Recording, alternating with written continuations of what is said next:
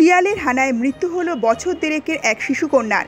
ঘটনাটি ঘটেছে শনিবার রাতে মুর্শিদাবাদের সুতি থানার অন্তর্গত উমরাপুর গ্রাম পঞ্চায়েতের বাহাগলপুর গ্রামে। শিয়ালের হানায় শিশু মৃত্যুর ঘটনা প্রকাশ্যে আসতেই প্রশাসনের তরফ থেকে শুরু হয়েছে তৎপরতা। ওই গ্রামে বসবাসকারী শিয়ালের দলকে ধরার জন্য এলাকায় যাচ্ছেন বন দপ্তরের কর্মীরা। স্থানীয় সূত্রে জানা গেছে, শনিবার রাত 8:30 নাগাদ সানুফা খাতুন নামে বছর দেড়েকের ওই শিশুকন্যা নিজের মা তাসফিরা বিবির সাথে ঘরে শুয়েছিল। সেই সময় হঠাৎই একটি পূর্ণবয়স্ক শিয়াল ঘরে ঢুকে কিছু বোঝার আগেই সানুফার গলা ধরে তাকে টেনে নিয়ে চলে যায়।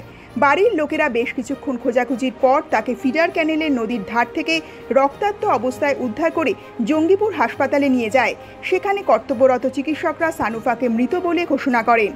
সুতি 2 নম্বর পঞ্চায়েত সমিতির ভূমি কর্মাধ্যক্ষ তথা স্থানীয় বাসিন্দা আক্তারুল হক বলেন, গত প্রায় 1.5 মাস ধরে ওই এলাকায় শিয়ালের উৎপাত প্রচণ্ড বেড়ে গেছে।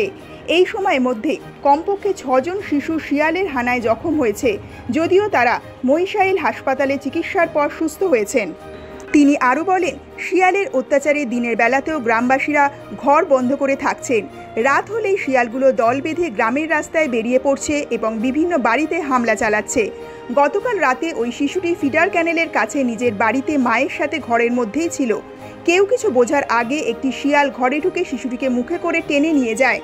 আক্তারুল জানিয়েছেন, ইতিমধ্যেই প্রশাসনের শীর্ষ কর্তাদের সাথে আমার একাধিকবার কথা হয়েছে। মালদা থেকে বন দপ্তরের একটি দল আজই গ্রামে আসবে।